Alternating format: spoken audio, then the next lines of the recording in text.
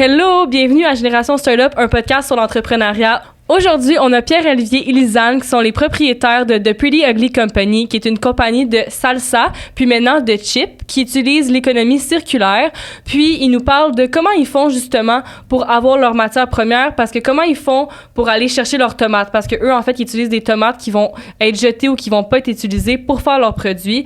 Ils m'expliquent c'est comment être un couple en affaires, comment ils font leur marketing. D'ailleurs, j'aime vraiment leur marketing. Gros coup de cœur sur leur marketing.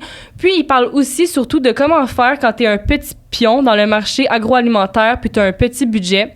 Alors encore une fois, c'est un podcast qui est rempli d'informations. J'ai trouvé ça super intéressant.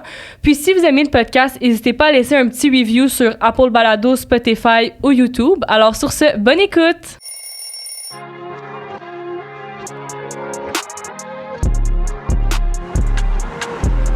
Tu écoutes Génération Startup. Allô, bienvenue au podcast. Hello. Merci de nous recevoir. Ça fait plaisir. Alors, est-ce que vous pouvez me dire c'est quoi The Pretty Ugly Company? Ouais. Liz? Tu sais, Okay, ouais. Tu sais, c'est toi qui le fais. Pretty Ugly, dans le fond, c'est parti d'un amour de la bouffe, en gros. Puis, c'est de la salsa, maintenant des chips, qui en font plus pour l'environnement aussi. Donc, tous nos produits sont faits à base d'aliments qu'on sauve du gaspillage alimentaire. Fait qu'admettons, pour les salsas, ça va être 2 livres de légumes qu'on sauve directement de la poubelle, là, du gaspillage. Puis pour les chips, on va aller chercher de la drèche, dans le fond, là, qui est comme des résidus de grains de brassage de bière. Fait qu'on va mélanger ça avec notre farine de maïs pour faire des chips craquantes et tout ça. Mais en gros, c'est ça. C'est de la bouffe qui sauve de la bouffe. Parfait. Puis comment vous avez eu l'idée de faire ça? Comment ça s'est créé, le projet? C'est PO, ça. Ouais. Ouais, on l'a eu. On vient du milieu de la restauration à Pilis. C'est là qu'on s'est rencontrés d'ailleurs. Puis on a tout le temps côtoyé un peu la perte de la bouffe d'un resto, que ça soit via les fournisseurs qui appelaient notre chef puis qui étaient comme « Ah, tu sais, j'ai 2 livres, 2 caisses de poivrons de 25 livres à peu près, je vais les jeter. » Ils nous faisaient un bon prix là-dessus. Ou souvent, quand on faisait des banquets après, il y a beaucoup de gaspillage à nourriture. Fait que ça a comme tout le temps resté un petit peu avec nous autres. Puis quand on sortait de l'école, on a tout le temps voulu soit se partir un resto, se partir en affaires. On a toujours eu plein d'idées, mais on savait pas quoi. On savait juste qu'un jour, on allait se partir en affaires ensemble. Puis, durant la COVID, quand on avait notre première job d'adulte, entre guillemets, en sortant de l'école, on a vite rendu compte que c'était pas pour nous. Puis cette passion-là de la bouffe, puis de l'entrepreneuriat, puis tout ça est revenu. Puis on a comme... Ça s'est juste fait un chemin, un lien normal qui est rentré. Puis on s'est dit, ben on aime la bouffe. On voulait s'ouvrir un resto. Le temps de la COVID, c'est pas pendant tout le temps de se partir un resto. Fait qu'on n'a pas fait ça. Fait qu'on s'est dit, bon, on va se partir une business qui en fait plus pour l'environnement, qui sauve des légumes du gaspillage alimentaire. Puis on a fait quelque chose qui nous ressemblait, qui est rassembleur. Tu sais, la salsa, des chips. Tu reçois des amis quand tu regardes une game de foot, peu importe, autour de la piscine, tu as tout le temps un pot, un sac de chips à la maison. Fait qu'on s'est lancé naïvement là-dedans en se disant qu'on allait faire une différence. Ouais. Puis PO, il a fait des... C'est lui qui faisait les recettes à la maison, qui faisait les tests. Ouais, c'est ça. Puis après ça, tranquillement, pas vite, on mettait comme... Tu sais, on checkait des trucs sur la liste, puis ça a fait en sorte qu'on était en business sans même s'en rendre compte, là, dans le sens que c'est arrivé comme organiquement. Là, on n'y a pas vraiment pensé. C'est juste... C'était bon. Là, après ça, il y avait un engouement autour de ça. Après ça, lui, il pouvait... on pouvait comme travailler temps plein là-dessus aussi pendant la COVID. Fait qu'en tout cas, ça a commencé comme ça, mais c'est ça. Comme il dit, c'était un peu naïf, puis on l'avait pas nécessairement calculé, là. On est comme tombé dedans un peu, là. Puis comment vous avez fait pour trouver comme vos fournisseurs, les usines? Comment ça fonctionne? Ça a été rock'n'roll. Dans le fond... Trouver les légumes, au début, on pensait que ça allait être compliqué, puis on le dit souvent que malheureusement, c'est extrêmement simple. On fait affaire avec des importateurs, des distributeurs, des agriculteurs, des tomates de serre, puis tout le monde en perd vraiment beaucoup. Surtout la tomate, c'est le légume le plus gaspillé au monde. Au Canada, par jour, c'est 1,1 million de tomates qui est gaspillé par jour. Là. C'est énorme. Fait que, rapidement, on s'est vite rendu compte que l'approvisionnement, c'était pas ça le problème. Après ça, c'était la production puis comment scaler ça. Ouais. Au début, on produisait ça les dimanches soirs, les lundis soirs dans une cuisine de resto que nos amis nous prêtaient gratuitement. Ça nous a vraiment aidé. On faisait des petits tests justement pour savoir si les gens allaient vraiment acheter notre produit, puis c'était pas juste ma mère qui trouvait que c'était bon. Là. Fait que, on faisait nos petits tests, on produisait une centaine de pots par semaine, puis quand il a fallu scale up, c'est là que ça a été un petit peu plus difficile.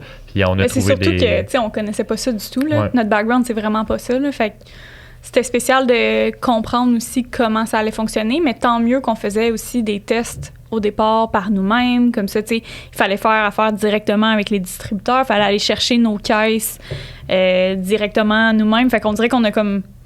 On a créé des relations déjà de cette façon-là. Fait qu'après ça, quand on a scale up, on avait un petit peu une idée de qu'est-ce qu'on faisait, là. Mais tu sais, on se doutait pas que ça allait être si compliqué, mais quand même, là, on a été chanceux dans notre cheminement, là, quand même, là.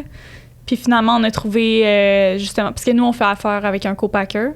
Fait que, tu sais, on pouvait plus fournir juste nous deux à faire la recette, là. Fait qu'on n'a pas eu le choix d'aller chercher voyons, c'est quoi en français? Un sous-contractant pour faire la salsa. Fait que nous, on a donné notre recette directement. Puis là, après ça, tu fais des tests quand même beaucoup pour s'assurer que ça reste exactement la même chose que ce qu'on faisait. Tu sais, nous, on le dit souvent, mais c'est vrai, le goût, c'est tellement important. Puis on voulait absolument pas que parce qu'on produit en grande quantité, que le goût goûte, tu sais, l'usine ou chimique ou whatever. On voulait que ça goûte exactement comme si tu la faisais à la maison puis comme nous, on la faisait avant. Fait que ouais, le co-packer, ça nous a quand même sauvés parce qu'on a pu produire en gros puis rentrer dans les points de vente, là. Puis vous faites de l'économie circulaire avec les tomates, mais sont comment les tomates exactement? Est-ce que c'est rendre les tomates plus bonnes? Comment ça fonctionne? Non, elles sont tellement belles. Sont belles. Ouais. C'est ça qui est triste en plus au début, quand on lisait sur l'économie circulaire puis le gaspillage alimentaire, partout en Amérique du Nord, là, c'est très propre à la chaîne d'approvisionnement nord-américaine qui est comme basée sur l'abondance. Puis quand tu vas à l'épicerie, tout est toujours beau, tout est tout le temps rempli. Fait que ça, veut pas, ça crée beaucoup de surplus. C'est souvent ça qu'on utilise.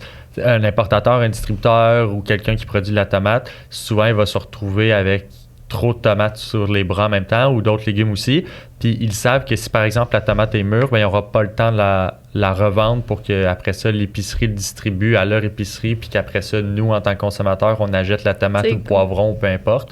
Ah, OK, ils sont parfaits. Ils sont vraiment parfaites. Là. Fait que c'est juste une question de timing que ceux, ils savent, OK, la tomate est mûre ou la boîte a un défaut ou peu importe, ou il y a une ou deux tomates qu'il faudrait enlever de la boîte.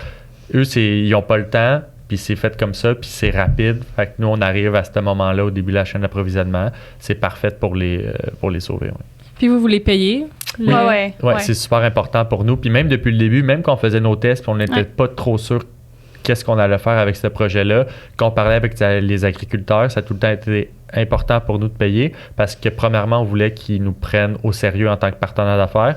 Puis aussi, tu sais, on est une business, on n'est pas là pour faire la charité, puis les agriculteurs, c'est encore plus important pour eux. Tu sais, on voulait que ça soit gagnant pour tout le monde. Mm-hmm. On réinjecte de l'argent dans l'économie aussi quand on fait ça, puis ça fait que tout le monde est gagnant. Tu sais, puis le modèle de l'économie circulaire, c'est ça le but, là, c'est que tout le monde soit gagnant dans la chaîne d'approvisionnement. Fait que s'il y en a un qui n'est pas payé, c'est pas avantageux pour lui de nous appeler. Fait que le but, c'était que le réflexe premier, c'est j'ai des surplus, je vais pouvoir éponger mes pertes, fait que je vais appeler quelqu'un comme nous, là, tu sais, puis admettons, Loop le fait bien aussi, c'est tout le temps ça un peu le processus. On essaye de montrer que c'est faisable, tu sais, que tout le monde profite de ce système-là d'économie circulaire.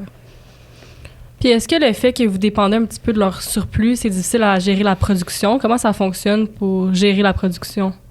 On aimerait ça dire oui. On apprend sur le tas, tranquillement pas vite, parce qu'il y a tout le temps des nouvelles étapes, puis tant mieux, on produit de plus en plus, mais comme on a dit au début, il y en a tout le temps des surplus. T'sais, on a de plus en plus de connaissances, on a de plus en plus un gros réseau de distribution, puis il faut juste produire plus souvent, puis c'est pas si durant l'hiver, par exemple, il y a des tomates de serre des importateurs, l'été, des tomates de champ, il y en a tout le temps. C'est ça qui est fou, c'est ça qui est triste un peu, puis c'est ça qu'on essaie de contribuer à réduire, c'est ce gaspillage-là. Puis comment vous avez fait pour rentrer dans les épiceries?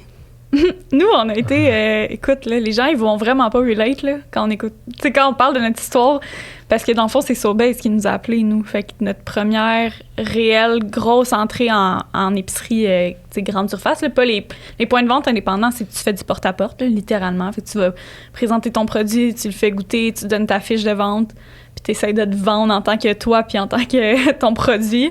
Mais après ça, c'est ça. Nous, après...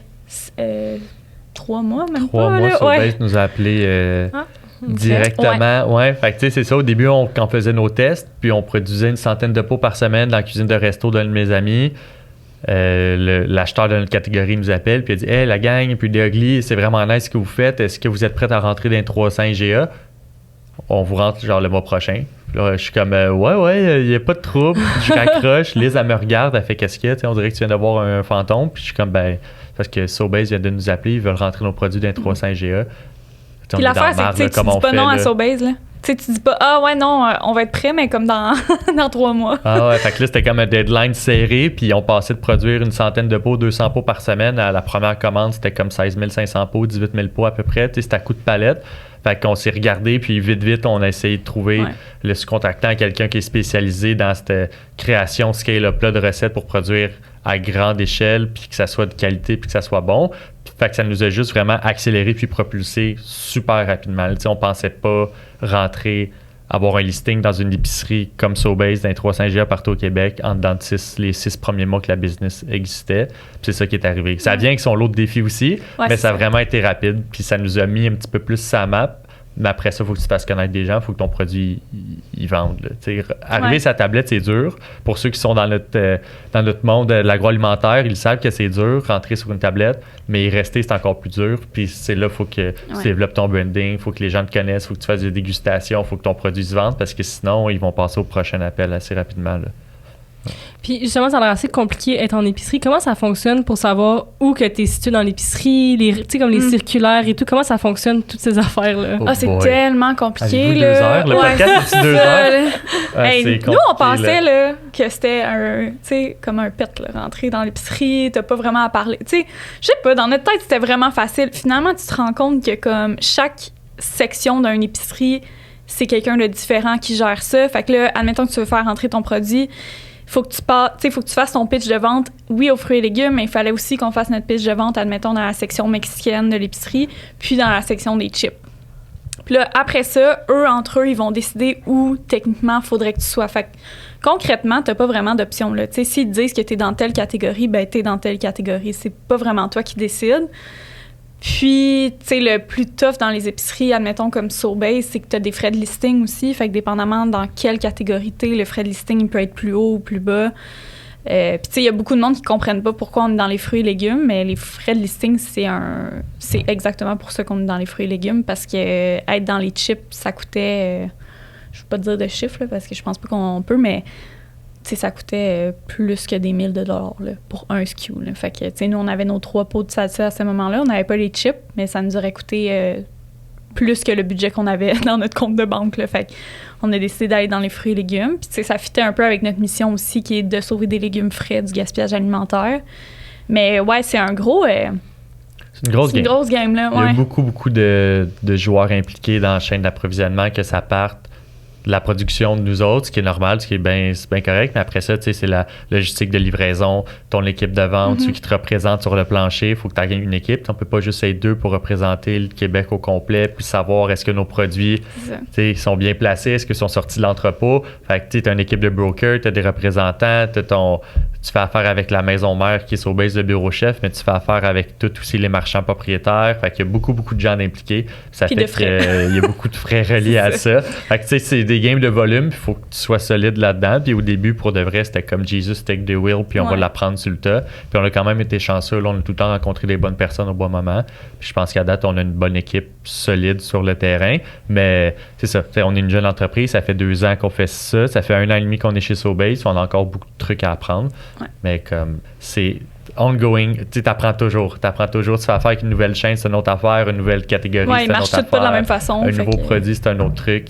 Mais il faut que tu sois... tu sais, si quelqu'un veut se lancer un produit, quelqu'un, mettons, fait un caramel chez eux maison, puis il est comme, j'aimerais ça rentrer dans toutes les GA. Arrangez-vous pour essayer de parler avec quelqu'un qui l'a déjà fait avant, parce que il y a beaucoup de choses à prendre en considération. Ouais. Puis justement, je me demandais, est-ce que vous êtes juste les 2? Ouais.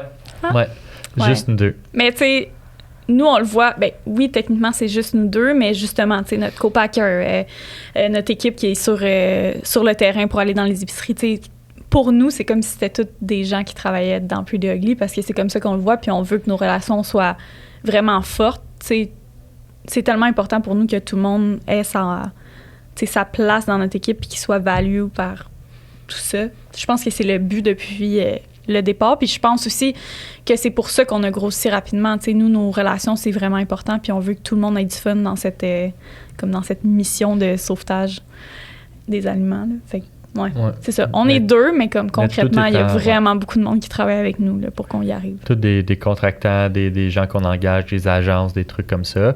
Nous, on sortait de l'école quand on a parti Pretty Ugly, à part des dettes d'études, on n'avait pas grand-chose. Fait qu'on a opté pour la sous-contraction, puis justement avoir les moins de coûts fixes possible, que ça nous coûte le moins cher, puis qu'on concentre nos énergies dans le marketing puis dans la production. Fait que c'est ça. Tout le monde avec qui on fait affaire sont pas sur notre payroll, mais c'est des sous-contractants et ou autres qui peuvent s'apparenter à ça. Mais ouais, à deux, ça fait de plus en plus de choses à faire puis de chapeaux à jongler avec, mais c'est bien correct. Ouais. Puis pour commencer la compagnie, est-ce que vous avez eu comme du financement? Est-ce que vous avez fait un accélérateur? Comment ça a fonctionné pour avoir les fonds nécessaires? Et je pense qu'on n'a même pas encore les fonds nécessaires. Mais au début, on est parti avec 10 000 $, moi puis Liz. On a été chanceux. On a appliqué à un incubateur, un accélérateur sur la Rive-Sud de Montréal, qui est le développement économique de Longueuil. Il y avait une petite bourse qui venait avec ça de 10 000 $. C'est vraiment pas grand-chose, mais ça nous a permis au début de terminer notre image de marque, faire nos étiquettes, avoir un plan d'affaires qui se tient un petit peu plus, fait qu'avoir un peu plus de confiance en nous. Après ça, on a gagné quelques bourses. On est allé chercher un prêt avec Desjardins, futurs preneurs, pour les jeunes entrepreneurs en 18-35, je pense. Fait que en tout et partout, je pense qu'on est allé chercher 100 000 à peu près, ce qui est vraiment pas beaucoup, dans notre domaine en tout cas. Puis pas plus que ça. Oui.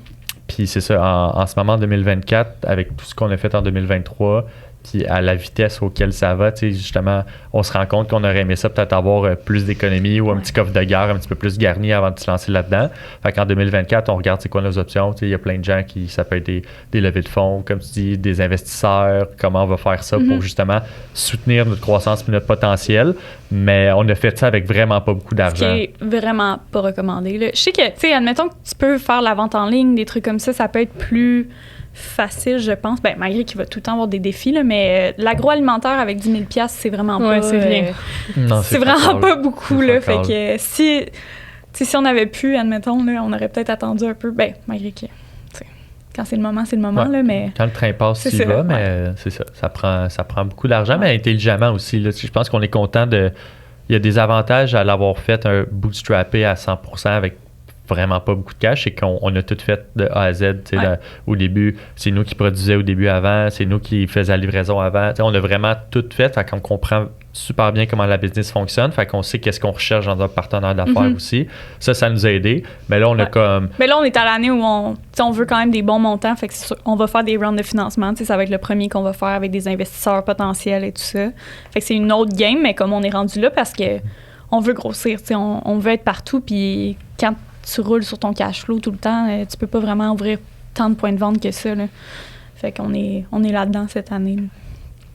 Puis est-ce que vous vendez en ligne aussi ou c'est juste dans les épiceries? On vend en ligne, mais c'est vraiment pas là-dessus sur quoi on se concentre. Peut-être qu'on devrait plus le faire, mais on trouve que la salsa et les chips, c'est comme un achat...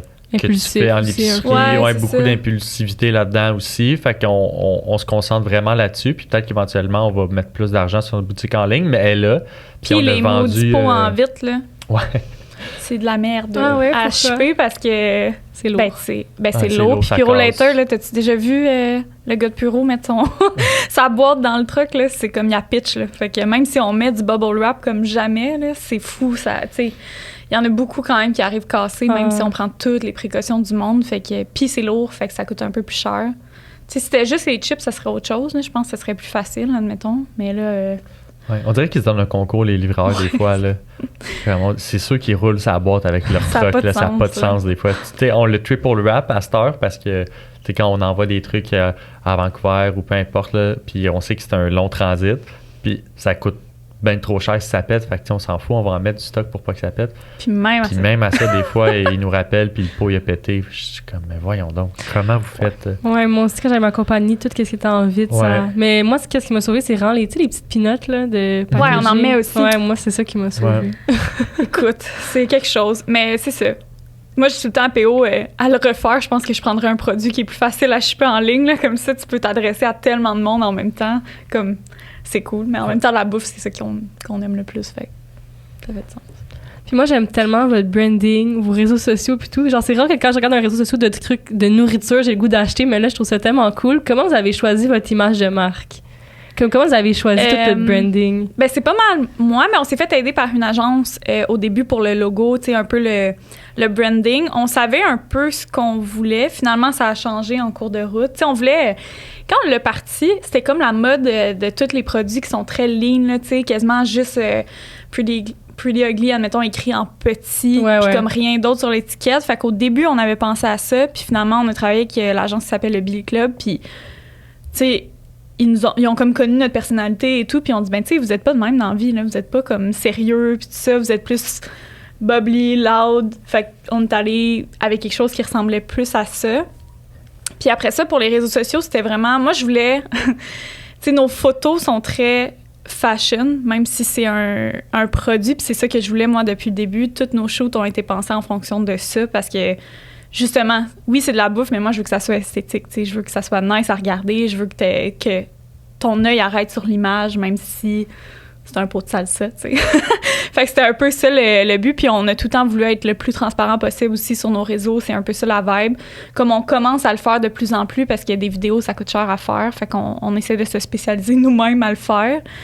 Fait que c'est un peu ça, tu sais, on veut être bold, on veut montrer qu'acheter de la salsa, ça peut être nice, puis ça peut faire toute une différence, même si c'est juste un pot de salsa, tu sais. Fait que, puis aussi, moi, je voulais montrer que tu peux être soucieux de l'environnement, être / grano, puis que ça soit cool quand même, tu sais, c'est pas obligé d'être tout le temps moralisateur et tout, tu sais, ça, tu peux, je sais pas comment l'expliquer, mais tu sais, ça peut être nice faire ça, puis c'est pas obligé d'être, c'est ça, tout le temps sérieux, puis fait que c'était un peu ça la vibe, on voulait juste avoir du fun, en gros, là, comme il y a pas de ligne directrice, on veut juste avoir du fun, tester des trucs aussi, on se met pas nécessairement dans un, tu sais, si on a envie de faire un shoot qui sort de notre image de marque régulière, on va le faire quand même. Il y a comme pas de règles un peu dans notre façon de se présenter.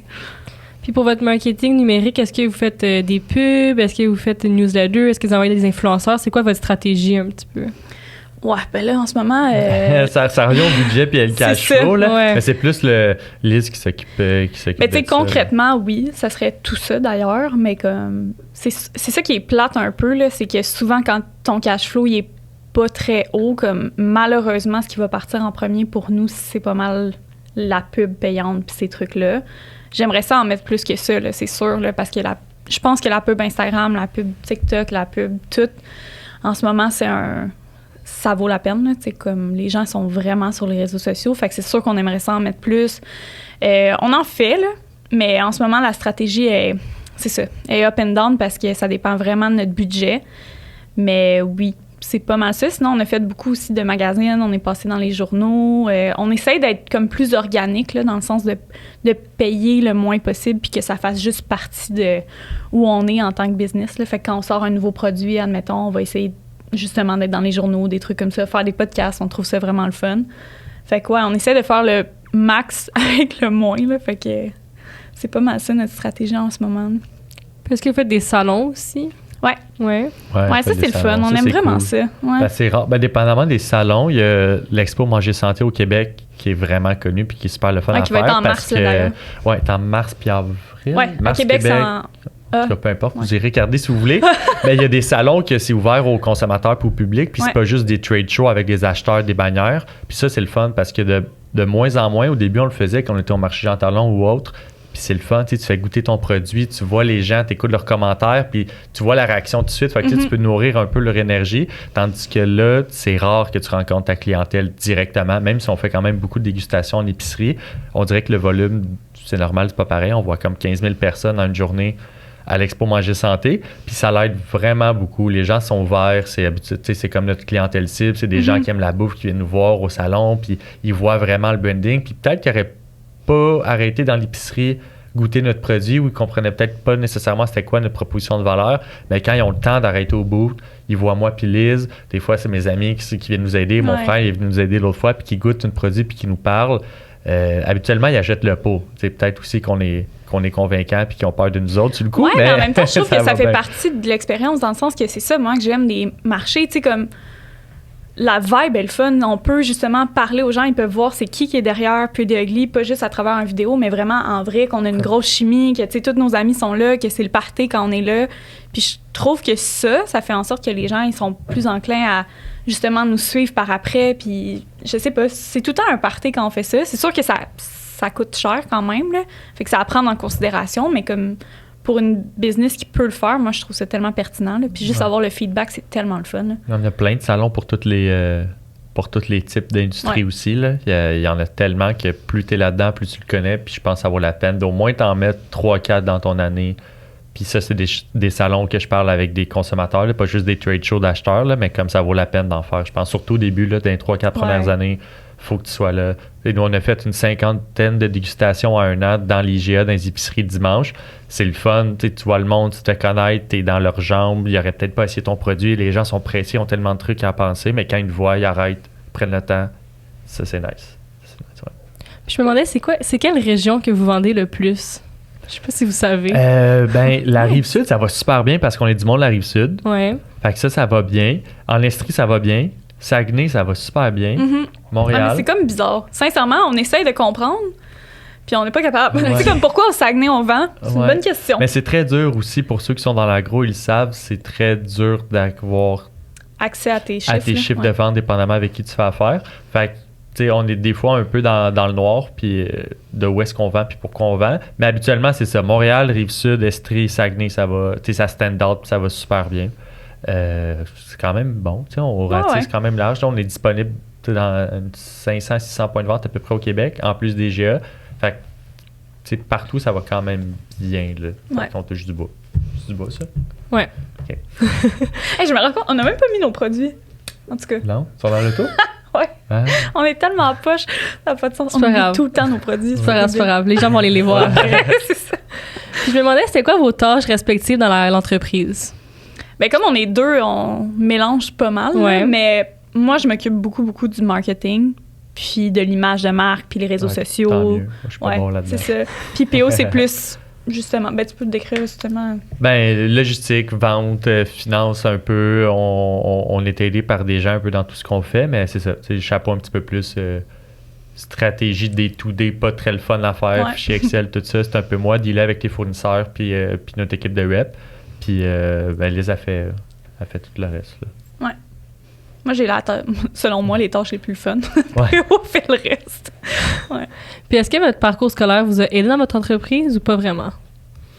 C'est tout le temps dur à répondre parce que on pourrait avoir l'impression que non, mais en même temps, tu sais, j'ai l'impression qu'on pige un peu dans ce qu'on a appris. Parce que notre parcours n'a pas nécessairement rapport. Là. Tu sais, moi, j'ai étudié en relations internationales et politiques, un peu volet communication aussi. Fait que volet communication, oui, of course, mais sinon, c'est dur à dire. Tu sais, j'imagine que oui, mais comme concrètement, c'est dur de pinpoint exactement ce qu'on prend de nos cours. Ça t'apporte une structure, ça te fait vieillir aussi. Là, je pense pas qu'on aurait pu partir un peu des ugly en sortant du cégep, mettons. Ouais, non. Tu rencontres des gens, tu vieillis un peu, tu vois ce que t'aimes, tu vois ce que t'aimes pas. Comme je dis, ça t'apporte une structure. Moi, je suis en économie, fait qu'il y a des trucs qui m'aident où j'ai une petite facilité pour tout ce qui est budget prévisionnel de vente, etc. Mais je pense que peu importe c'est quoi ton parcours scolaire, il faut que tu en fasses ce que tu en fais, dans le sens que si tu vas à l'université, mais tu fais rien avec ça, ben... Ouais, c'est ça. Je pense que même si c'est juste un cours ou un prof qui t'a pas impressionné, mais qui t'a inspiré, puis quelque chose que tu trouves que c'est utile, ben tant mieux, c'est déjà ça. Tu sais, c'est impossible que tes 5 cours à l'université, les 5 vont être pertinents, mais je pense pas que c'est là pour ça non plus. Fait que moi, je trouve que ça a été important parce qu'on a rencontré du monde. Au moins, c'est ça que j'allais dire. Tu sais, des rencontres, on est allé à Sherbrooke, puis lui à Bishop, puis souvent, on recroise des gens. Ouais. Parce que, veux pas, tu sais, surtout si c'est dans un domaine style t'étudies directement en entrepreneuriat ou en communication, probablement que tu vas finir par recroiser ces gens-là, tu sais, qui veulent faire le même parcours que toi. Fait que ça arrive quand même régulièrement là, quand on finit par revoir des gens avec qui on a étudié ou en tout cas qui étaient dans le même parcours. Fait que c'est ça. C'est pas concret qu'est-ce qu'on apprend nécessairement de l'université là, qui nous sert, mais c'est peut-être tout le reste qui entoure. Ben, des fois, c'est bon de prendre son mal en patience. Oui. Puis, quand vous avez des questions sur l'entrepreneuriat, c'est qui que vous allez voir? Est-ce que ça va être des professionnels, la famille, des amis, un mentor? Qu'est-ce que vous faites? Toutes ces réponses, ouais, je dirais. Ça dépend c'est quoi notre qu'est-ce qui se passe à ce moment-là. Tu sais, si on veut, comme, je sais pas, avoir un petit boost de confiance ou juste ventiler un peu puis parler de nos problèmes, ça peut juste être des amis, tout ça. Si c'est des décisions un petit peu plus business, un peu plus tough, mon père il est en business toute sa vie, fait qu'on peut souvent parler à mon père. Il est super proche de nous autres, on s'entend bien avec lui, fait que tant mieux. Mais sinon, on a un petit réseau d'autres entreprises qui vivent un peu la même chose que nous. Puis ça, honnêtement, je trouve que ces temps-ci, c'est ce qui fait le plus de bien. C'est qu'on a déjà eu des coachs quand tu fais des trucs d'incubateur ou des affaires la même. Je trouve que c'est bon au début quand tu pars ta business. Mais après ça, je trouve qu'il y a trop d'incubateurs, il y a pas assez d'accélérateurs au Québec dans le sens que on dirait qu'ils sont tous adaptés pour les jeunes entreprises. Tu sais, ton plan d'affaires n'est pas nécessairement fini, ton image de marque n'est pas peaufinée. Puis c'est le fun des coachs de même, mais à un moment donné, ça te prend quelqu'un qui est vraiment là-dedans puis comme qui est parce encore pas les là, mêmes puis que ça fait problèmes, pas là, 25 ans qu'il l'a pas fait ou je dis ça de même. Fait que, tu sais, nous, on est chanceux, on a Marie-Josée Richer chez Prana que on y parle quand même souvent, puis elle a pu nous donner vraiment l'heure juste. Là-dedans, elle a sa business, ça fait du temps que ça roule.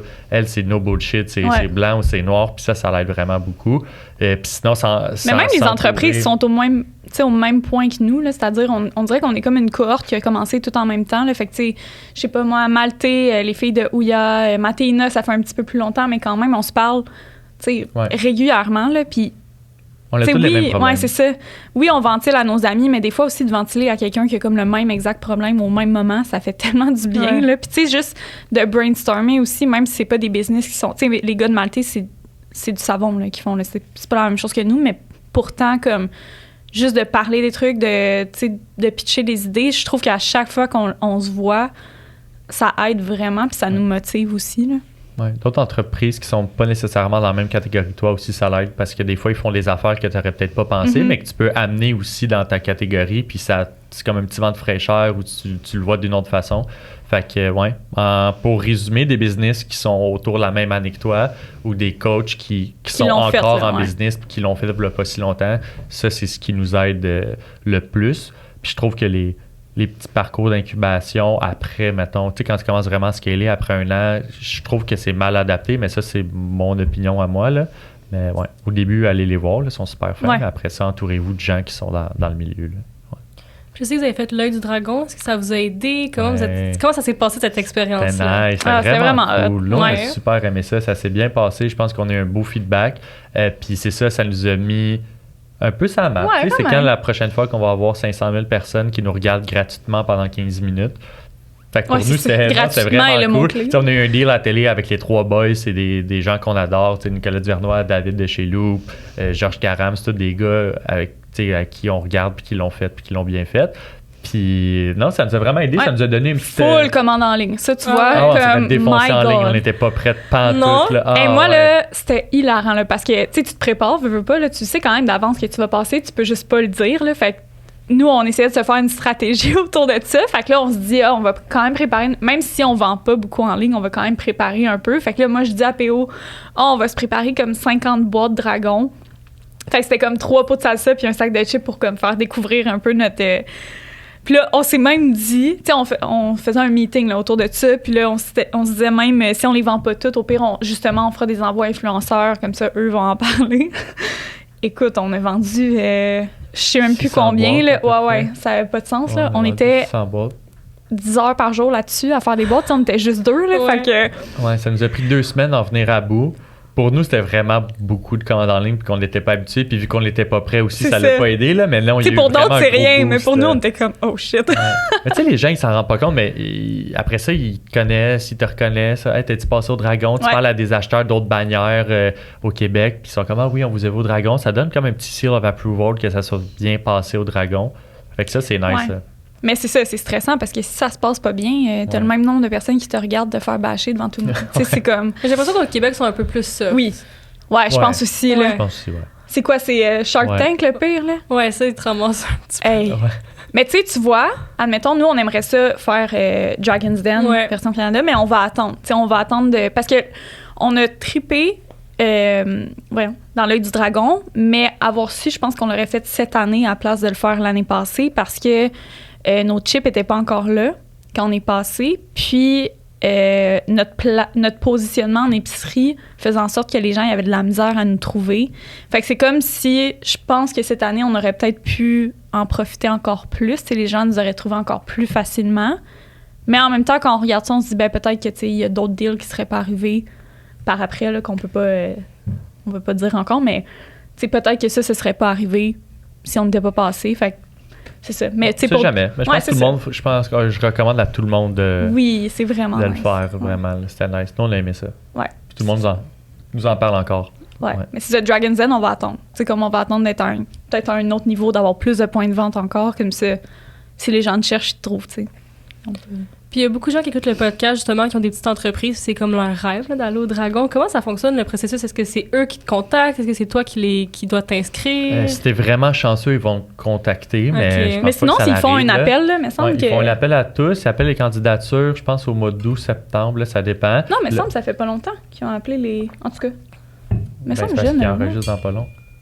Hein? En tout cas. En tout cas. Fait que nous, ça a pris un genre de 8 mois, mettons, le processus total. T'envoies ta candidature pendant que c'est ouvert. Là, ils le disent tout le temps Ouais. sur leur site web parce qu'ils cherchent du monde, veut pas, faut qu'ils Ok. remplissent les plages horaires. Puis après ça, si ta business, ton plan d'affaires, ton produit a de l'allure, ils font une première entrevue téléphonique. Là, si tu passes ça, après ça, tu vas avoir une entrevue avec l'équipe de Mais prod, non, les c'est ça, réalisateurs. t'es d'un patate. Date limite 13 novembre. Ben, c'est ça. Pour ton inscription, c'est pas en Euh, septembre. Ben là. De ok. patate, je savais. Fait que mettons, t'as jusqu'au 13 novembre. Là, ils te rappellent au téléphone, petite entrevue, si ça va bien, tu passes au tour suivant. Le tour suivant, c'est une rencontre Zoom. La rencontre Zoom, nous, on était devant toute l'équipe de prod, je pense. Ouais. Ouais. Fait qu'ils T'as te quand posent même des beaucoup de questions monde, un là. peu, là. Ils font comme si c'était les dragons, tu sais, ils testent un peu, voir ton produit, c'est quoi, ton feel, tout ça. Puis après ça, ben, tu vas avoir ta date de tournage si t'es pris. Puis après ça, si t'es pris, ça veut pas dire que Tu passes que tu passes à la télé. Fait Ah, que tu ils peux- diffusent pas tout le monde. Non, ils Non, diffusent pas je tout le pense monde. Parce qu'il y en a que ça peut, soit par eux-mêmes, ils décident de pas y pull aller, out, finalement. ou de pas y aller, ou que ça va pas bien. Ou, tu sais, il y a plein de raisons, mais veut pas aussi, c'est normal qu'ils en prennent un petit peu plus pour toutes ces raisons-là pour se backer. Fait que c'est ça. Fait que si ça se passe bien, tant mieux, tu vas être diffusé, mais t'es pas sûr d'être diffusé tant que c'est pas diffusé. Mais fait que c'est ça. C'était Ouais. comme un gros stress de comme, c'est ça, 6 mois à peu près. Là, que ça Ah prend ouais, à c'est quitter stressant, partout, là. C'est vraiment stressant. Mais je pense Ouais. que le pire, c'est l'appréhension. Tu sais, comme Ouais. un coup que t'es là, ils te font faire un petit tour, tu sais, ça te stresse, mais comme... Je pense que le pire, c'est avant, c'est la préparation d'y aller, mais c'était vraiment le fun. Ouais, le 15-20 minutes, là, tu sais que c'est à ton tour, t'es la prochaine entreprise qui passe, puis là, t'attends. Puis là, t'es Est-ce que comme, tu entends ok, les autres là. entreprises? Non, tu les entends pas, mais Ok. t'es là. OK.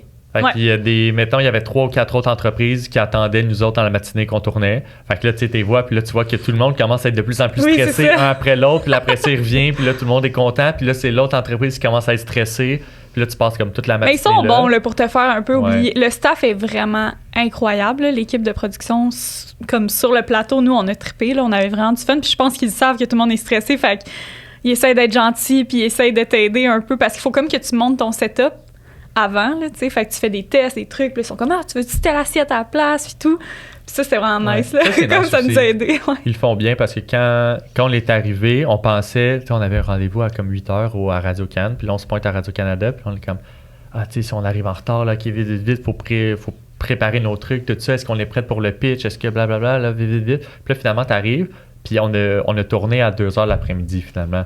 Fait que Tu t'as as le temps vraiment là, de te calmer. Puis... t'installer, voir ce que tu as à dire, monter ton petit setup. Après ça, ils t'amènent te faire maquiller, te coiffer, tout le kit. Ils te posent des questions, ils te mettent comme vraiment à l'aise. Fait que là, tu oublies un peu que tu es là. Tu sais, t'arrives pas, OK, let's go, faut que tu y ailles, performe, va-t'en. Ouais, sinon, je pense c'est que nice. notre performance aurait pas été aussi bonne. Là. Ouais. Comme arriver puis passer tout de suite, oublie ça, là, j'aurais été ben trop stressée. Fait que ça vaut la peine. Ça vaut vraiment la peine. Ouais, Ben oui. oui, ben oui.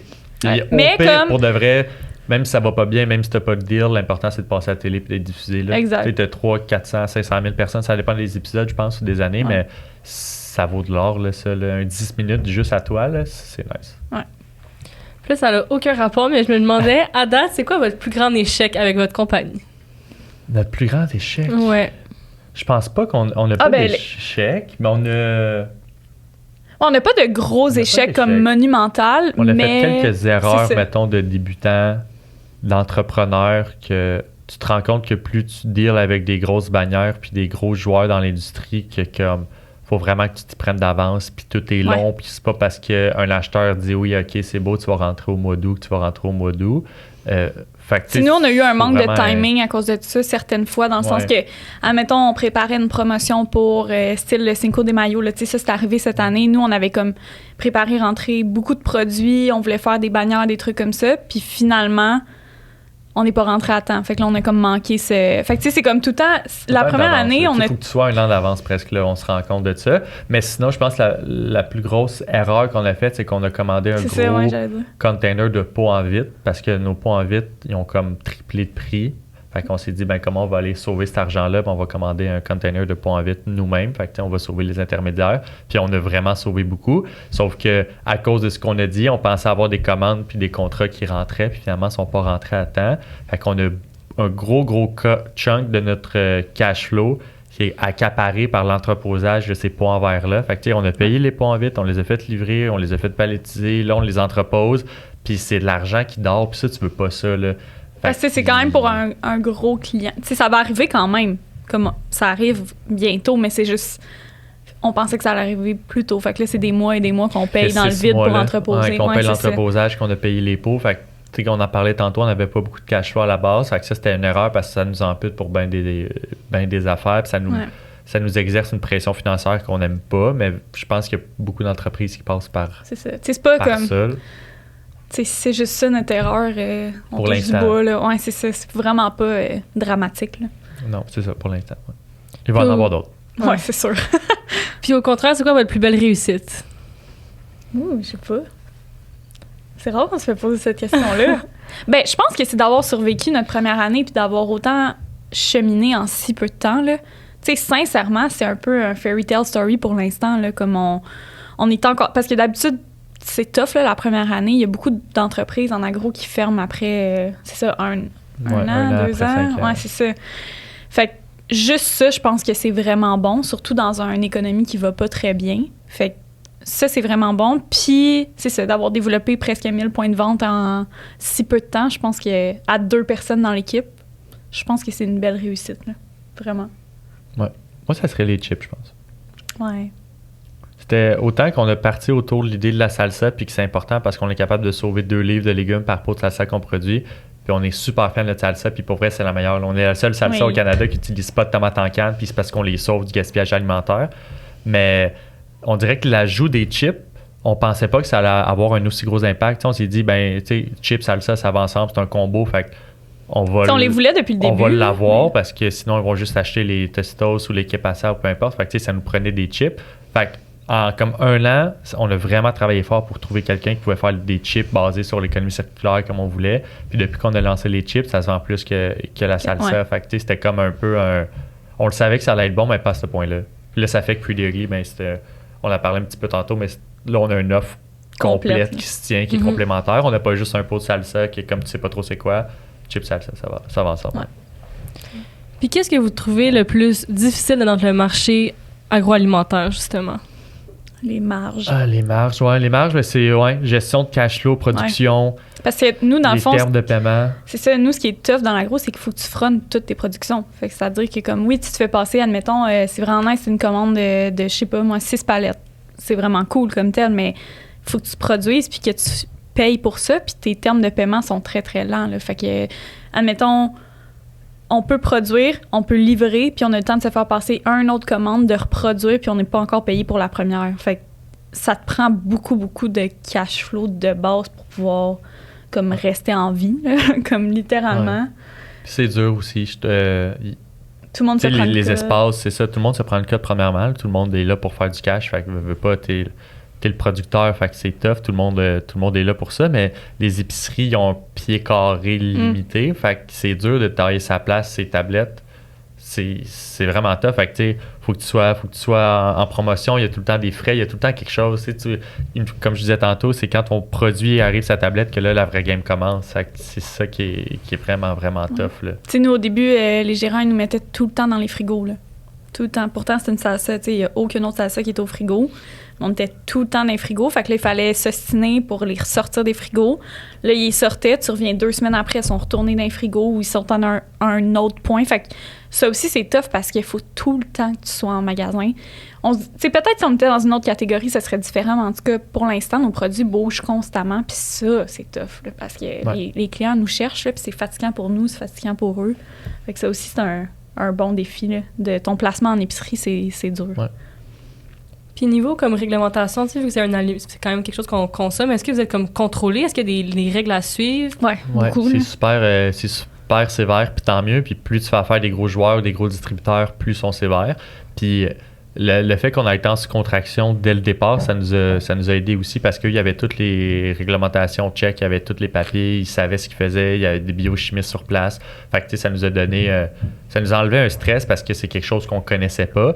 Mais il y a beaucoup de ressources. Si quelqu'un veut partir, peu importe c'est quoi le produit, la MAPAC peut t'aider. Il y a plein de gens, il y a plein de ressources qui sont là pour te guider là-dedans. Mais oui, il y a beaucoup de trucs. Puis surtout, nous, avec l'économie circulaire, faut faire attention, même si les tomates sont de parfaite qualité, on le sait, mais on veut pas être l'entreprise d'économie circulaire qui fait en sorte sort un produit qui est pas bon ou qui est périmé ou quelque chose, puis que là, après ça, la personne, que c'est la première fois qu'elle essaie un produit de l'économie circulaire, c'est comme « Ah, je savais que ça allait pas être bon », puis tout ça. On veut pas nuire au mouvement de l'économie circulaire. Fait que nous, encore plus, on met une attention aux détails pour que les poivrons, les tomates qu'on utilise soient encore plus top-notch, que le processus de fabrication soit clean puis qu'il n'y ait pas rien parce qu'on ne veut pas nuire au mouvement. Puis aussi, on veut clairement pas nuire à nous autres. T'sais, si la première personne qui achète un pot de Pretty Ugly pour la première fois, elle goûte puis elle l'aime pas, les chances qu'elle le rejette est très bas.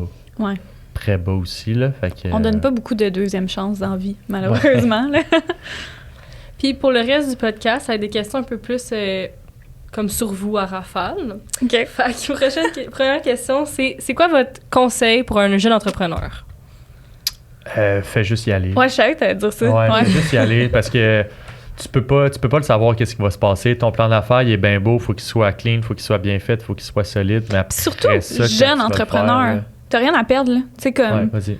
littéralement, là. Tu sais, c'est sûr que si t'as, justement, là, une maison, un char, 1000 affaires, comme, c'est un peu plus stressant, mais mettons que tu sors de... grosse marge de crédit, par exemple. Ouais, c'est ça. Mais tu sais, let's go, là. Ouais, au pire tu fermes, puis c'est tout, là. Tu sais, c'est pas... Ouais, depuis on dirait qu'être founder ou être dans le truc d'économie, pas l'économie circulaire, mais d'être de l'entrepreneuriat, ça te donne une petite aura de comme que tu peux aller voir des gens avec qui tu n'aurais pas parlé. Tu sais, comme toi, on t'aurait jamais rencontré, ou un autre chef d'entreprise, tu sais, ou Nick de Matina, que je trouve que ce gars-là, il est débile mental, mais vu que je suis le co-founder depuis Pretty Ugly, j'ai pas peur de prendre le téléphone puis de l'appeler, puis même si je sais pas je suis qui, les entrepreneurs, je trouve, au Québec, ils s'entraident beaucoup entre eux. Vraiment. Fait qu'il n'y a pas peur de demander des questions. Au début, on avait peur, on voulait pas déranger, mais comme on est tous dans le même bateau, tout le monde a des problèmes, personne sait ce qu'il fait, tu sais, tout le monde apprend sur le tas. Puis plus tu demandes de questions, plus tu te fais des amis, plus tu te rends compte qu'on est tous dans le même bateau, puis que tout le monde essaie d'avancer, faire son bout de chemin, puis que c'est impossible que tu sois bon en commençant. Fait qu'il fait juste y aller. Ça, je pense que c'est une chose qui revient souvent, de juste foncer, puis aussi de faire un bon réseau. Oui. Okay. Ouais. C'est ça, il a foncé, puis il a été intelligent, là, pendant... Ouais. Tu sais, soit si tu fonces, puis tu demandes peut-être à la personne, ben, tu sais, peut-être que ça va fonctionner, mais en plus, je pense que ce qui est le fun de l'entrepreneuriat, c'est de rencontrer du monde, puis justement, là, de jaser d'entrepreneuriat avec d'autres personnes, c'est ça qui est le fun. Nous, on tripe, en tout cas. Ben oui. Puis comment vous faites pour gérer la vie personnelle puis la vie professionnelle? Ça, c'est il y en a dur, pas vraiment, il y en là. a pas. Tu sais, on est en couple, là, comme c'est vraiment tough, là, notre bureau, il est à la maison. C'est difficile, mais en même temps, comme... Pour l'instant, on n'est pas saturé encore, dans le sens que comme ça ne nous dérange pas nécessairement d'en parler à des heures qui sont pas conventionnelles. Par contre, depuis le début, nous, ça a jamais changé. On prend quand même le temps d'aller voir nos amis, d'aller voir notre famille. Comme, il faut se garder un temps parce que sinon, tu vires un peu fou. Là, fait... c'est facile de faire 7 jours, surtout quand tu commences, là, puis pas arrêter là, pour plein de raisons, surtout en agro, ou quand tu as un produit qu'il faut que les gens connaissent, que tu fasses des dégustations puis tout. Mais non, mais je pense que dans les 3-4 premières années, honnêtement, c'est un peu de la bullshit, là, comme d'être séparer, bien balancé, puis d'être parfait, puis tout ça. Tu sais, veux pas, t'as des growing pains, puis t'as pas le choix de faire ce que t'as à faire au début pour que ça décolle. Peut-être que si on se reparle l'année prochaine, dans 2 ans, ça va être un petit peu plus différent, mais quand on a une idée à 10 heures, on est sur le divan, on écoute une game de foot, peu importe. On va le dire, l'idée, là. Parce que lui... ça fonctionne le soir, là. Fait que, tu sais, les questions, les affaires, les idées, elle a fait des petits croquis de nouveaux produits, des designs, des affaires. Moi, j'ai genre 36 calepins, là. Soir, ça arrête jamais, là. Mais je pense qu'au début, tu n'as pas le choix. Puis en même temps, ça prouve qu'on est motivé et qu'on veut que ça fonctionne. Exact. Puis après ça, quand tu as une entreprise plus mature, là, c'est sûr que c'est différent parce que tu veux pas péter aux frettes non plus. Là. Fait que tu peux pas garder ce rythme-là non-stop pendant 4-5 ans. Mais les 3-4 premières années, je pense que tu n'as pas le choix que ça soit ta vie un peu, du matin au soir. Là. Je pense. Ouais. Parfait. Puis, c'est quoi la décision la plus difficile que vous avez eu à prendre en tant que chef d'entreprise? Je sais pas. Ouais, on est une petite entreprise jeune que ça va quand même bien. Ouais. Mais... Le prix, peut-être? Tu sais, comme ça a été dur quand même de choisir on allait être combien en tablette, là, parce que au début, on voulait être moins cher. Là, finalement, on s'est rendu compte que c'était pas possible à cause de, justement, comment le système est fait. Tu sais, des codes qui vont de tout bord, de tout côté. Je pense que ça a été... Tu sais, on en a parlé longtemps, là, pour s'assurer que c'était le bon move qu'on faisait. Ouais. Mais sinon, tu sais, on n'est pas... je sais pas. Non, mais je pense que comme n'importe quel entrepreneur peut l'avoir vécu, que des fois, il arrive des moments, puis justement, ton cash flow est vraiment serré, fait que tu décides quel fournisseur tu payes en premier. Ouais. Là, personne ne veut l'avouer, mais je pense que tout le monde l'a déjà fait une ou deux fois, puis ça, c'est jamais le fun. Là, on n'aime pas être en retard dans nos paiements, mais des fois, tu es comme, faut que tu sois ouvert, puis comme on est une petite business, on n'a pas de funding, on n'a pas de backing, fait que des fois, mais on est s'il y a en quelqu'un retard. qui nous écoute, ça nous fait royalement bip. De faire même ça. être en retard d'une semaine ou deux, c'est pas nice, mais comme des fois, faut que tu regardes qui tu payes en premier. Là. Puis, ce serait quoi une journée typique dans votre vie? Oh boy, ça change vraiment beaucoup, Ouais. mais il y a comme une trame qui se fait de mieux en mieux. Là. Je pense que, parce que moi, je me lève le matin, on a un chien, fait comme à 7 heures, je me lève avec le chien, on va marcher, puis c'était aussi important pour le chien que pour moi. Puis le matin, je fais comme ma planification de journée, courriel, etc. Puis après ça, ben on essaie d'aller sur la route. Ou sinon, moi, je reste pour être à l'ordi, des trucs comme ça. C'est ça, aller sur la route, faire les livraisons, s'assurer que tout soit correct. Après ça, des fois, on va voir l'usine de prod, si tout va bien. On a des événements, des podcasts, on a des photoshoots. Fait que ça change vraiment souvent, mais je pense que le matin, il reste pas mal tout le temps pareil. Comme jusqu'à 9h30, là, à peu près, là, email, tout ça, juste que s'assurer que toute la journée soit correcte. Puis après ça, on part, puis on fait nos affaires. Puis, Good. Prochaine question. OK. Juste si vous êtes à l'aise, sinon c'est pas grave. C'était quoi votre chiffre d'affaires de 2023? 2023, on va dépasser le 500 000. Bravo. Ouais. Merci. Plaisir. Puis je me demandais, est-ce qu'on peut avoir, pas un scoop, là, mais ça serait quoi les prochains produits que vous aimeriez développer, qui va peut-être pas arriver, mais... Une autre saveur de chip qui va peut-être s'en venir plus vite qu'on pensait. Fait que ça serait nice. Mais on a tellement d'idées pour le vrai. Je pense qu'il faut se concentrer un peu sur quoi on est bon. Mais comme, mettons, Liz, elle tripe sur les... Qu'est-ce que tu veux dire, toi, là? Prêts à boire. OK, ouais. Quoi? Elle a toujours voulu prêt à boire, elle trouve ça nice. C'est vrai, si quelqu'un m'écoute et qui veut faire prêt à boire avec nous, j'aimerais vraiment ça. On a plein d'idées, comme on a tout le temps plein d'idées, on a déjà des recettes en tête, puis des trucs, mais ça coûte de l'argent à faire ça. Puis je pense aussi qu'il faut se concentrer puis double down sur quoi on est bon. Mais c'est assez tough parce que concrètement, comme j'adore nos produits et tout ça, mais comme moi, ce qui me fait triper, c'est comme les nouveaux produits, le nouveau marketing. PO, des fois, il est comme, OK, calme tes nerfs. Là. On peut-tu optimiser ce qu'on a? Là? On a tellement de choses à faire encore avec nos salsas puis nos chips. Puis là, c'est déjà, mais on pourrait sortir ça. Je comprends, je suis pareil. C'est des bonnes idées. Mais c'est juste que c'est ça, il faut prendre notre temps. Là. Puis justement, quand vous allez vouloir développer un nouveau produit, est-ce que vous faites comme une analyse de marché? Comment vous faites pour le décider c'est quoi le produit? Ben souvent, on y va avec notre gut. OK. Puis souvent, on se rend compte que ça représente un peu le pouls du marché. Ouais. Puis là, de plus en plus qu'on vieillit, ben là, de plus en plus qu'on a des contacts, puis qu'on essaie de regarder le marché ressemble à quoi. Mais le plus important, c'est qu'en étant de l'économie circulaire, c'est que on regarde le produit, puis après ça, on se dit, OK, est-ce que l'intrant qui va être utilisé pour faire ce produit-là, en majorité, est disponible à l'année en surplus? Parce qu'on ne veut pas lancer un nouveau produit juste pour lancer un nouveau produit, puis là, finalement, tu te rends compte que tu n'as pas le choix de pas sauver des trucs du gaspillage alimentaire. Là. Ça, on veut pas faire ça. Fait que souvent, on regarde, est-ce que c'est toutes les idées qu'on met sur papier, mettons, là, on le regarde. On regarde un peu si les gens y auraient une attirance vers ce produit-là. Puis après ça, on regarde, OK, côté économie circulaire, qu'est-ce qui est tout le temps disponible? Puis est-ce que on peut bâtir ce produit-là là-dessus? Ou tu sais, à l'inverse, des fois, on regarde, admettons, OK, là, on vient de se faire dire que telle affaire se gaspillait énormément. Genre est-ce le brocoli. que... Tu sais, mettons, quelqu'un nous dit le brocoli, il y a beaucoup, beaucoup de pertes. Ben là, des fois, on va s'asseoir puis on va dire, OK, tu sais, à l'inverse, qu'est-ce qu'on pourrait faire avec cet aliment-là pour le sauver en grande quantité? Ouais. Puis souvent, les gens ils utilisent l'excuse que c'est comme difficile de pas faire de l'économie circulaire puis tout. Est-ce que c'est vrai que c'est plus difficile ou pas vraiment? Attends, c'est plus dur de faire quoi? Est-ce que c'est plus difficile de faire de l'économie circulaire ou c'est pareil que... Je pense que ça dépend. Ben, c'est sûr que, tu sais, Je pense que ça apporte son lot de problèmes, surtout nous autres. On était comme, on va être la seule salsa au Canada qui n'utilise pas de tomates en canne pour faire leur pot de salsa, tu sais. Puis on se disait, ben voyons, tu sais, comme les gens comment sont ça? bien de pas le faire, elle est vraiment meilleure, puis elle est plus fraîche, puis tout ça. Puis après ça, tu utilises des tomates fraîches. Puis là, tu te rends compte, il y a beaucoup d'eau dans une tomate. Tu sais, comment tu fais pour avoir Il y a tout de un la pleure, produit il y a standard? des- Là, il y a des pédoncules, il faut que tu enlèves, il y a des collants, il y a des trucs. Je pense que côté logistique, il y a beaucoup d'optimisation à faire. Il y a beaucoup je pense, de business puis de canaux de distribution qu'il faut qu'ils se commencent à se parler. Parce que tout seul, c'est quand même tough au début, la logistique de ça. Mais s'il y a de plus en plus de gens qui se lancent dans l'économie circulaire, Ouais. ça va être des intrants ou ça va être des canaux de distribution qui vont être de plus en plus optimisés, qui vont avoir de plus en plus de gens, plus en plus de fournisseurs. Mais Ben, c'est sûr, c'est ça ça. peut être tough, là. Ça peut être tough parce que c'est du frais aussi, là, tu sais, comme... Ben, en tout cas, nous, comment on fonctionne, c'est que du frais. Fait que, tu sais, il n'y a rien de congelé, il n'y a rien de... Par contre, est-ce qu'il y a d'autres façons de le faire avec l'économie circulaire qui serait aussi simple, peut-être? Tu sais, Faut que tu connaisses du monde. c'est parce que nous, on trouve que ça vaut amplement la peine aussi, là. Fait que c'est sûr que si tu le fais juste pour être trendy de l'économie circulaire, tu vas trouver ça tough, là. Mais tu sais, si fondamentalement, comme tu crois en ce mouvement-là, puis tu veux faire ta part pour l'environnement, je pense que, tu sais, ça en vaut la peine, là. Ouais. Parfait. Puis, si votre entreprise n'existait pas, vous pensez que ce serait quoi votre travail? Un resto. Ouais. C'est pas mal sûr que ce serait un resto. Ouais. Sûrement un Ou un resto. café. Moi, ça fait longtemps que j'aimerais savoir un café.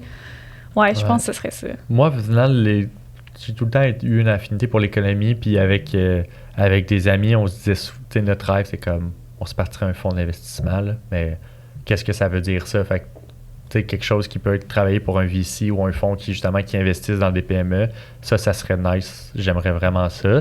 Mais la restauration, puis ce côté-là de la bouffe, nous allume vraiment beaucoup. Fait que les deux, ça me dérangerait pas. Ouais. Ouais.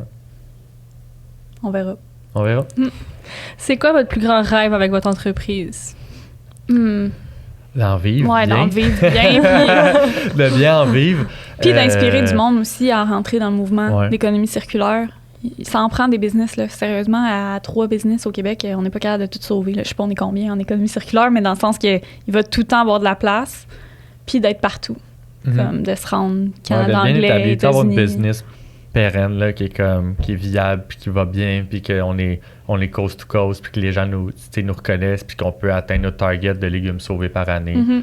Tu sais, on est tellement jeune, puis il y a tellement de trucs à développer encore que c'est dur de dire c'est quoi notre rêve, mais on aimerait ça être partout en Amérique du Nord, là, ça c'est sûr, mais c'est pas tout le monde qui est capable parce que c'est vraiment tough, mais partout en Amérique du Nord, je pense que ça serait vraiment nice. Ça. Puis tout le monde en gagne, en Ouais, profiterait, c'est ça. en bénéficierait. Là. Ouais. Puis c'est quoi vos objectifs pour les 2-3 prochaines années? Ben, Canada anglais, c'est un bon goal qu'on a, là. On veut être plus présent là-bas puis se faire connaître. Puis sinon, juste de s'assurer d'être partout au Québec, que le roulement soit bon. Tu sais, comme de faire en sorte que, justement, c'est pas parce qu'on est en tablette que... Ben, tu sais, de faire en sorte qu'on vende en tablette, là, que le roulement soit vraiment naturel. Puis c'est ça, qu'on soit juste... Je pense que c'est juste ça qu'on veut en ce moment, là. Tu sais, que les gens voient notre produit, qu'il soit allumé puis qu'ils l'achètent, puis que... Pourquoi pas prendre ça à la place de Tostitos, là. Tu sais, comme c'est un gros goal, là, de remplacer Tostitos, ça arrivera sûrement pas, mais ça serait vraiment nice. Puis c'est quand même un marché compétitif. Qu'est-ce que vous pensez qui vous démarque? Ben, l'économie circulaire, c'est sûr, là. Ouais. L'économie sûr. circulaire, c'est vraiment un plus. Légumes frais, 100%. Ouais, puis c'est un marché qui est, comme tu dis, qui est extrêmement compétitif. Ça fait 20 ans que c'est les mêmes 3 compagnies qui dominent le marché. Tostitos, c'est 67%, 70% des parts de marché. Puis c'est vraiment des grosses business, tu sais, comme impersonnels sont là parce que leur distribution puis leur output de production est débile, puis tout le monde connaît ça, puis tu sais, leurs chips sont bonnes, puis tout le monde les connaît, puis c'est bien correct aussi. Mais on essaye d'être transparent, tu sais, montrer que il y a des gens derrière le business, puis que c'est pas juste une grosse corporation. Fait que, tu sais, quand on propose l'économie circulaire, la fraîcheur du produit, puis que c'est 2 jeunes qui est derrière ça, puis qui essaient de montrer un peu les behind the scenes au day-to-day, je pense que ce tout-là fait qu'on est différent des autres business. Là. Genre, c'est quand la dernière fois que tu as vu une salsa qui faisait une pub ou une vidéo, il Qu'est-ce que tu veux y dire? en a pas. Avec là. des gens dedans? Ouais, avec ouais. les producteurs? Ouais, Ouais, c'est ça. Parce qu'il y a des Tostitos, ils en font Ben plein, oui. mais justement, tu sais, comme... On sait même pas à quoi ils ressemblent, ces gens-là, tu sais, je sais pas. Ben, c'est correct aussi, parce que Ben, c'est à pas ce la même moment-là, game, c'est pantoute, ça, là. exact. Mhm. C'est juste que Comme nous, on a avoir envie une de... microbrasserie ou acheter la Bud Light, tu sais, c'est Ouais, ben, comme- c'est ça. c'est un peu la même. Il y a la place pour les deux, puis les deux font super bien, mais nous, on essaie d'apporter la touche plus ugly. Ouais, puis on veut que les gens ils embarquent aussi dans l'économie circulaire, là. Avec nous, tu sais, on veut que le monde, il soit réellement dans l'aventure, puis qu'ils savent que acheter un pot, ça fait concrètement une différence. Tu sais, c'est ça qui est le fun avec tout ça. Puis justement, je pense que c'est quand même nouveau, l'économie circulaire. Est-ce que vous trouvez que c'est difficile de devoir éduquer les gens? Ouais. Comment vous le faites, justement? Est-ce que quand quelqu'un ne connaît pas votre compagnie puis qui voit le pot à l'épicerie, est-ce qu'il sait que c'est l'économie circulaire? Ouais, dans le fond. Ben, on essaye, en tout cas, mais tu sais, c'est à voir si les gens ils lisent réellement. Mais sur le top, nous, on a des petites phrases. Il y en a comme 4-5 là, qui roulent dans toutes nos pots, puis ça dit justement, ce pot-là t'a fait sauver tant de tomates. Sinon, sur le côté aussi, on a vraiment la mission de l'entreprise. Fait que oui, on essaye, mais à voir si les gens vraiment le lisent. Puis de faire énormément de dégustation au début, c'était pour ça. C'était pour montrer aux gens que le produit est frais quand même, puis que justement, on fait pas de poubelle en poubelle pour aller chercher des tomates. Là, Mais de plus en plus, les gens sont éduqués, ça met l'économie circulaire parce qu'il y a de plus en plus d'entreprises. Loop l'a super bien fait avant nous autres dans le jus, il y a nous autres.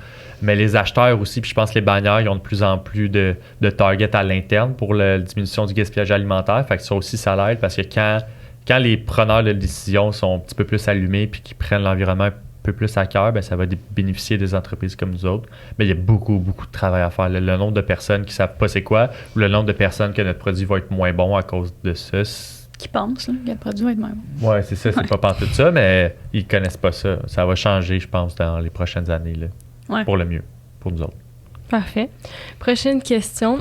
Quand vous voulez vous renseigner sur l'entrepreneuriat comme plus pour le fun, est-ce que ça va être plus des livres, un podcast, une émission? Qu'est-ce que vous pouvez recommander aux gens qui écoutent? Je pense livre. Moi, je suis plus livre. Moi, je suis plus team livre. Mais en même temps, les podcasts d'entrepreneuriat, ça doit être les seuls podcasts que je consomme. Je suis pas un grand fan de podcasts. Je trouve qu'il y a beaucoup d'opinions puis que ça me gosse, là. Mais personnellement... Dis le gars qui est dans un podcast. Mais tandis que des podcasts d'entrepreneuriat, en tant qu'entrepreneur, tu peux t'inspirer, tu peux voir les erreurs des autres, puis tout ça, puis des fois, ça te compare, tu te consoles. Les livres, ça l'aide aussi. Livres, podcasts, mais ça revient... Je pense que c'est parler avec d'autres business pour de vrai. Ouais, c'est vraiment ça. Ben, des fois, TikTok, pour vrai, là, ça fait réponse vraiment de jeunes, mais comme... C'est quoi? Pourquoi pas? Crime TikTok, c'est tellement une grosse bébite que si je peux l'apprendre directement là-dessus, tant mieux. Là. Ouais. Toi, ça t'écoeure, mais... Ben non, c'est correct. T'aimes pas TikTok? Bon, j'ai pas TikTok. Peut-être pour ça que on n'est pas assez présent sur TikTok. C'est vraiment powerful. Ben, ouais, je sais, mais là, on va être plus présent. Là. Oh, c'est moi qui vais le faire, là, mais... On va excuser la personne qui parle. Ouais, c'est ça. Mais oui, tu sais, il y a des trucs, là, quand même, sérieusement. Quand tu fais il y a beaucoup de bullshit aussi, là, mais quand tu finis par trouver, mettons, quelqu'un qui t'inspire et tout ça, de le suivre, je trouve que des fois, c'est le fun de voir en images ou, tu sais, des graphiques, des trucs comme ça. Ça aide quand même. Ouais. Puis c'est quoi votre TikTok pour que les gens aillent s'abonner? C'est tous nos réseaux sociaux, c'est The Pretty Ugly Company. OK. Fait pas très compliqué. Parfait. Puis dernière question, est-ce que vous avez un entrepreneur ou une entrepreneur qui vous inspire comme un modèle? Ben là, en ce moment, Matéina, on est... Ouais, c'est des amis. Là, ils sont malades, là. C'est des amis de plus en plus, mais je trouve Nico puis il a dit de Matéina, qui est la boisson à base de maté, je pense que ce qu'ils font, c'est vraiment cool. Puis tu parles d'une catégorie qui est compétitive, qui a beaucoup de joueurs dans les boissons énergisantes. Eux, ils viennent du Québec aussi, fait que c'est vraiment cool. Je pense que ce qu'ils font sont 2-3 ans en avant de nous autres, puis ils font super bien, puis leur image de marque est belle. C'est nice de les regarder, puis c'est motivant. Tu sais, de voir quelqu'un qui l'a fait juste un petit peu avant toi, c'est vraiment motivant. C'est comme des fois écouter un podcast, puis là, t'es pumped up après l'avoir écouté. T'es comme, OK, ce gars-là, c'est nice qu'il a fait ce qu'il a été capable de faire. Mais on dirait qu'à chaque fois qu'on regarde ce qu'ils font, on est comme, OK, on n'est pas loin. Tu sais, notre but, il est là, on va l'atteindre, OK, puis on va le faire. Puis il faut que tu commences à quelque part. Mais je pense que. Puis en soi, ils sont tellement smart, là. Fait que c'est sûr que ça aide, là. Puis on approximativement la même âge que nous, comme 45. Ouais, c'est ça. Ouais, fait que je pense qu'en ce moment, c'est pas mal eux qu'on regarde. Il y en a eu d'autres, mais comme 2024, c'est pas mal eux qu'on suit. Bon, ben parfait. Merci beaucoup d'être venu au podcast. C'était super intéressant. Merci à toi. Fait où que les gens peuvent retrouver les produits s'ils veulent s'en procurer? Dans toutes les IGA du Québec. Section fruits et légumes. Section fruits et légumes. Chez Avril, chez Méran, Loufa en ligne. On est présent aussi. Ça va être diffusé quand, ce podcast-là? Dans genre 1 mois et demi, à peu près. Dans 1 mois et demi? On va être... Dans 1 mois et demi? Je peux l'enlever si vous dites quelque chose. Ben, on va le dire, puis comme si jamais. On va être aussi disponible dans tous les métros du Québec au mois de février. Cool, bravo. Ouais, merci. Puis sinon, tous nos points de vente sont indépendants sur notre site web. Nos points de vente indépendants sont sur notre site web. Ben, notre défi, c'est d'être présent partout parce que tout le monde mange des chips et la salsa. Puis plus on est présent, plus on sauve des légumes. Fait que 2024, on va être vraiment partout. Bon, ben parfait. Merci beaucoup. Merci. Bye! Bye!